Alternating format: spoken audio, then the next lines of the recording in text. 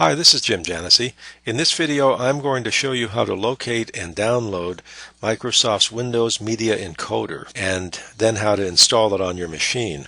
I'm going to start by going into Internet Explorer and using Google to find Windows Media Encoder. So let's find it, and I'll just go for this one, Windows Media Encoder 9. What I'm looking for is the Microsoft site, and I found it right here. There's a little bit of a redirect going on here, so I'll click on that entry. And here's the screen you want to get to. Now I'm going to find Windows Media Encoder, and I have to be careful to look for the one that's going to work for me. And in this case, it's going to be the last one, Windows Media Encoder 9 series. If I click on this, I'll get a screen that shows me the download, and I'll click on the download button. And when I download this, it's actually my preference to save the file to a folder that I've named Downloads. And if I do that, it should come down fairly quickly. And this download is just finishing. Once I've done that, I'm going to get out of the web and let me go look using my computer for the download file. Now, why did I do it this way instead of downloading from the web? Well, I think I would rather take the delay of that download at a time where I can concentrate it all in one place. If I started installing this from the web, I'm not sure exactly when the whole process might complete. So here I have Windows Media Encoder, and if I double click it, it will start the install process. So I click Run, and the install process begins. Let's close this up here. And so let's proceed with the installation. Click the Next button, read all of that, speed reading it, and of course we agree to it. And then let's click Next, and it'll tell us it's going to install things in a program file. And let's just install and click this whole thing through. Okay, it's finished installing. I'll click the Finish button. And let's see what we've got to work with here. Now we have an icon that I think appeared. Let's find out if this actually works. And we have the Media 9 series encoder. So here are our choices. The choice that I'm going to use for testing this out would be to capture the screen. So let's double click that. Let's click that I want to copy the entire screen. I do want to capture the audio. If I don't click this box, I won't get audio. So let's go to Next. Now, what name of file and where do I want to put this? Well, let's browse and see. Slide test might be a handy file for it, or if I wanted to, I could navigate around to some other file here. And slide test will be just fine for our purposes. What name do I want to give the file? Let's say this is WME Test 1. Notice it will come out as a WMV file, a Windows movie file. So let's start this going. There's the output file name formed up. And I'm going to go for high resolution. I want the best quality file that I can get. Even if it's larger, that's fine. I'd rather have something good to work with, as good as I possibly could. And then I'll click Next. Now this information may or may not appear on the player that's playing this, but I'm not going to worry about filling in title, author, copyright, rating, and description right now. Let me instead click the Next button. It's going to restate for me all of my choices, which is a very nice thing to do. And then let's finish with this. Now, finish doesn't mean finishing anything in particular. What it means is I'm going to be given the opportunity to start the encoding process.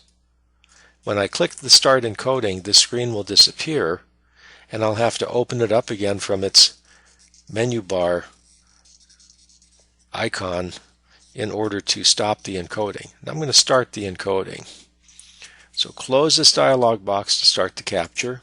Very well. It disappears into the the bar that's below the screen.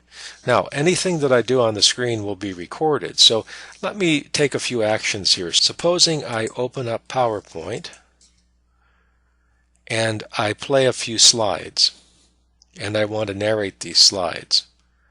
So as soon as PowerPoint opens up and presents something to me, I'll take a slide. Here's a slide set, which you've already seen.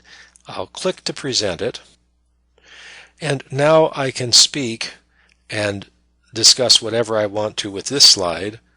I can move forward and say a few words about this slide, and if I want to, I can read this rather boring text slide, Brief History of Information Technology. We'll also talk about the second topic, transaction processing, batch processing. And now when I'm onto this picture, I might use the cursor to point out things. These rows here of vacuum tubes and these cables hanging out of the wall. This fellow who must be supervising reading from some list of instructions, because the girl in the picture is actually pulling plugs and pushing plugs in to program this ancient computer. Here's the console of one of the first commercialized computers, and it looks quite complicated, but actually the machine has less power than a desktop computer of today. And then if I move forward again, I can talk about this slide and this one and point to various things here. So I can go through my whole slide set as if I'm presenting it and explain what I'd like to explain about each slide. When I'm done with this, what I need to do is to drop out of the presentation of PowerPoint by hitting the Escape key, and I have to go down and open up once again from the menu bar Windows Media Encoder, and I have to then stop the recording process. Now, it's recorded this file for me. The file actually has been created already. My choices here to close out would simply close out the execution of the Windows Media Encoder. If I play the output file, well, it's going to do me a little favor. It will find this file and it will play it for me on the screen.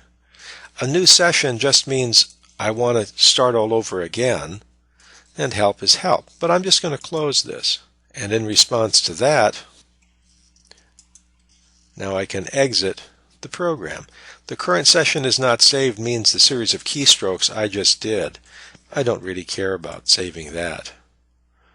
But if I wanted to, I could put some name here, and it will receive a suffix of WME, but it's not essential that I do that. Now I'm back into the slides. I can close those up. So what did I actually do? Well, let's look over here at my slide test folder. And here we see, somewhere in here, we should be seeing my WME test1.wmv 807, and that's about the same time I have now. This is the file I just created. If I double click it, it should open up in Windows Media Player. And let's double click that and see what happens. And you see here this movie playing back to us. So these are all the actions that I just took have been recorded.